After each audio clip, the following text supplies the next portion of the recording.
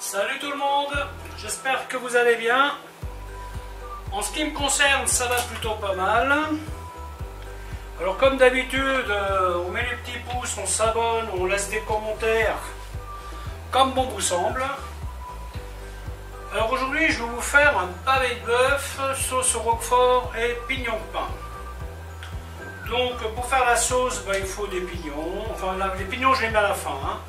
Donc un peu d'huile, un peu de beurre, du fond brun, des échalotes, du vin blanc, un peu d'ail, bien entendu du roquefort vu que c'est une sauce roquefort. Et en aromate, je vais mettre une feuille de laurier, un petit clou de girofle, des herbes de Provence et du poivre. Concernant le sel, je vais attendre la fin de la cuisson parce que le roquefort est quand même assez corsé. Donc cette sauce-là va être corsée, c'est sûr, parce qu'en plus j'en rajoute. Alors, la particularité de la recette d'aujourd'hui, c'est que je ne connais pas le produit que je vais travailler.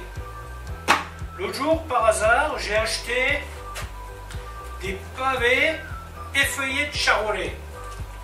Alors, ce sont des espèces de pavés de bœuf qui ont été coupés en lanières. Enfin, c'est du bœuf qui a été coupé en lanières, vous voyez, en lamelles, et ça a été superposé.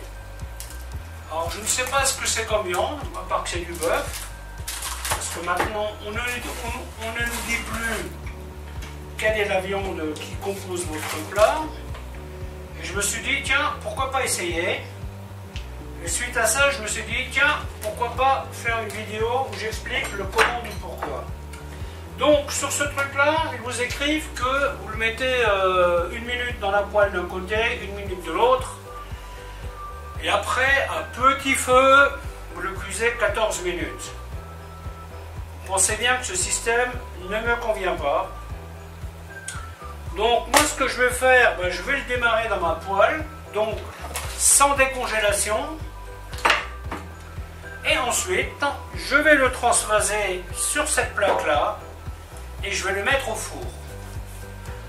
Vu qu'il va me falloir un peu de temps pour faire ma sauce, j'ai mis mon four à 60 degrés. Pourquoi? Parce que moi j'aime bien la viande qui n'est pas trop cuite.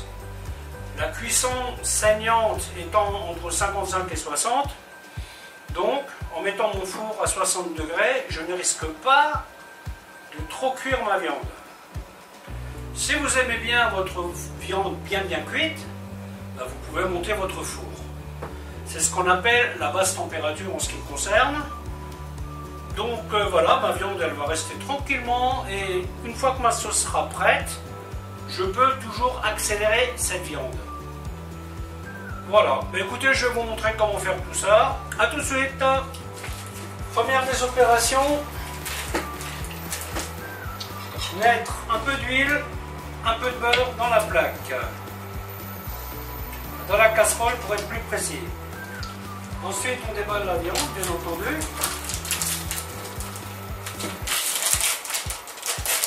Je suis curieux de voir ce que ça va donner. Déjà, j'ai l'impression qu'il y a des petits morceaux de cartilage, donc on sait déjà que c'est pas de la viande de ouf. C'est pas une viande avec laquelle vous faites des pavés ou des steaks. Mais bon, à ce stade, il y a ce qu'on appelle le bénéfice du doute. C'est pas vraiment le genre de produit que j'achète. Mais bon, je suis passé devant, je me suis dit tiens, c'est bizarre. Et j'ai envie de tester. Déjà, comme vous voyez, ce genre de nervure là, il y a déjà plus de doute que de bénéfice. On assaisonne. Le côté qui va dans la poêle. Le beurre devient noisette. On y met donc les pavés. Là, je baisse un peu mon feu quand même.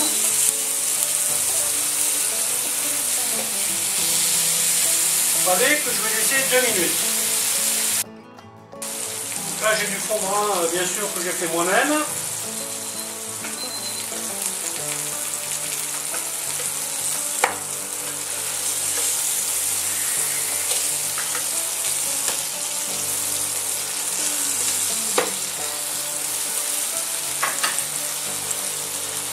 Et 2 minutes.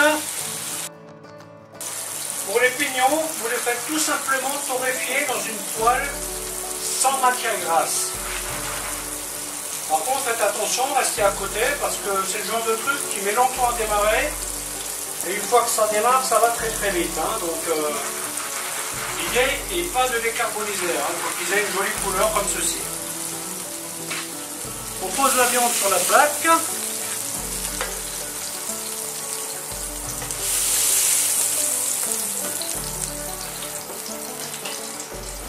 Et au four 65 degrés. Ensuite on attaque la sauce. Là ce sont des oignons rouges, mais si vous voulez mettre de l'échalote ou des oignons blancs, c'est comme vous voulez. Hein. Donc là je vais leur donner une petite couleur. Les aromates je vais les mettre tout de suite. Herbe de Provence, laurier, clou de girofle et poivre. Une bonne lampée d'ail. Du vin blanc.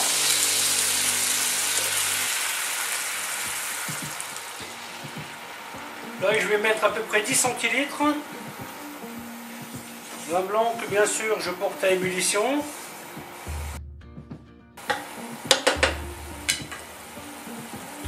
Fond brun lié. La crème épaisse. Je rajoute encore un petit peu de crème. Et j'y rajoute de la ciboulette. Et donc maintenant nous allons réduire cette sauce jusqu'à ce qu'elle ait la bonne consistance. La viande elle cuit tranquillement. De toute façon la viande je vais la laisser tant que ma sauce ne sera pas terminée. Je vais laisser la viande à 65 degrés. J'ai goûté ma sauce pour voir ce que ça dit. Au niveau sel, on est tout bon. La sauce a donc réduit. On teste la consistance. Alors comment faire? En général, moi ce que je fais c'est ça. Hein. Vous versez un peu de sauce sur les écumoires, vous faites comme ça. Ça devrait normalement tenir un peu. Celle-ci, je vais lui rajouter un petit peu de réduction. Hein. Elle est encore un peu liquide.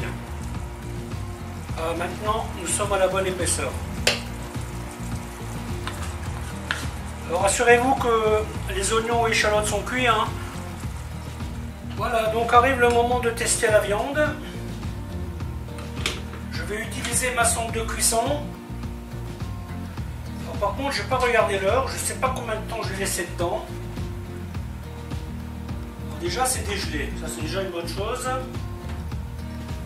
Ensuite, on va piquer au cœur. Donc là, j'ai mis mon four à 180 degrés. Et je vais le mettre quelques minutes dans ce four à 180. Histoire de compléter la cuisson. 40 degrés, 45 degrés à cœur, c'est selon moi pas assez. Je préfère quand même aller un peu plus haut. Surtout que c'est un produit qui est travaillé. Hein. Quand c'est un steak, un pavé de bœuf entier, vous voyez ce que je vous conseille d'utiliser d'ailleurs. Hein, vous prenez un beau morceau de faux filet ou un morceau de filet de bœuf ou une entrecôte, vous aurez une autre qualité que ça. Et ça c'est déjà un produit travaillé, donc vaut mieux le cuire correctement. Aussi c'est la bonne.